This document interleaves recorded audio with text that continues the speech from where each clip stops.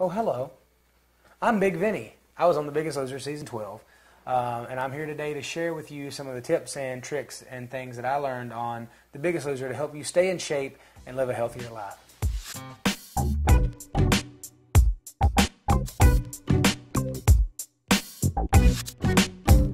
Holy hell. No, that's two words. I don't know if there is one word that describes it. Amazing, blessed, amazing opportunities. There's really no way to just say one word, I think, that describes it. There was so much that went into that. The process was so huge for me. I think ultimately I didn't realize that I was going to be not only changing my life, but saving my life. So, lifesaver. There we go. Bam.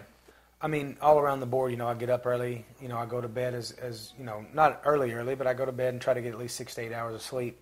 I eat the proper food, and I have the knowledge. I never really had the knowledge before. Sometimes you think you're eating healthy, but you're not, or you're not eating to help you lose weight, And so you got to, there's certain ways you need to feed your muscles. There's certain ways you need to feed, the other parts of your body. And, it's just things you don't think about. It's just you're like, well, if I just cut down this and I do that, then it's healthy, and it's not always. Oh, pizza. Chips. Any kind of something quick. Ice cream. Fast food all the time. Some of my favorite snacks. I love Cliff Bars. They've been some of my favorite. But I love yogurt. I get Fudgy. Greek yogurt, the 0% fat, which isn't bad to have the 2% fat because it actually helps carry things a little more in your body, which is good. String cheese, almonds. Almonds are some of my favorite. And I also have a protein shake that I drink. It's called Body by Visalis. It's amazing. I love it, and that's like my favorite late night snack because it's all protein, and so it keeps your body metabolized while you're sleeping. Even if you go to bed shortly after. I was the guy that walked by, and if there was something sitting out, I grabbed a handful of it, and then I walked back by, and then I realized I was walking by just to do that. So I was just a grazer all day long, just eating. And then your belly never gets full, but you're still putting all those calories in your body. And, I probably eat 10,000 calories a day. I keep a food journal. I keep everything in my phone and always handy so that I know. I don't keep it every day. I'll erase it at the end of the night, but that way I just know. I know whenever I have a quarter cup of almonds, it's going to be 160 to 180 calories. I know that when I eat 3 eggs, it's going to be about 60 calories an egg. I just know that stuff now, and it's in my brain. I don't have to. When I first got to the ranch, I had to look up everything. I didn't know how much calories was in anything. So now I just know in my head how much I'm putting in and how much is in each thing. A lot of people think calories are key. Like if you eat this many calories, you're going to gain weight, or if you don't eat this many calories, you'll lose weight.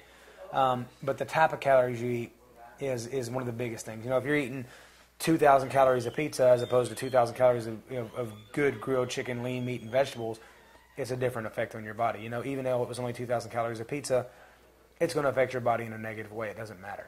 I've always worked out, but I always used to work out just for strength. I'd just see how much I could bench press, and I'd do a couple of reps. I never done cardio. I never did any of the things that are really important for a healthier lifestyle. Every day I wake up and I run, 3 to 5 miles. I do boot camps every day with my trainer, Carter Hayes, down in Franklin, Tennessee.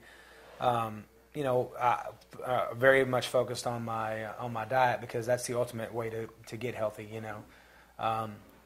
I'm always active every day. I play baseball and basketball and football and any kind of sport I can get into.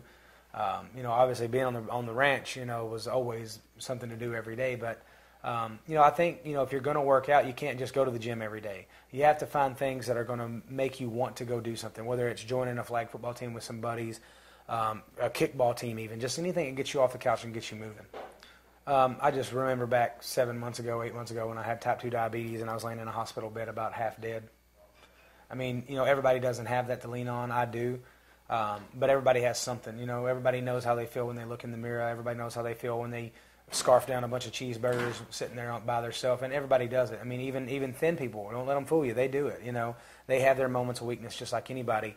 They've just been blessed with a little bit better genes sometimes. Every human has weaknesses. Every human has things in them that they mess up sometimes. The biggest thing is, can you fight back from that? Can you mess up once and then still be okay?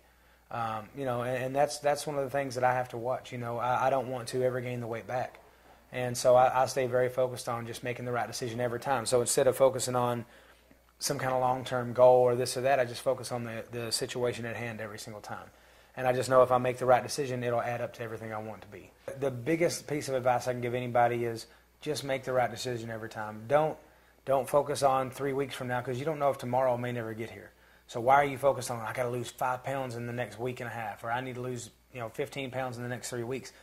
Just focus on not eating the cheeseburger. Just focus on making sure you go walk that 2 or 3 miles every day.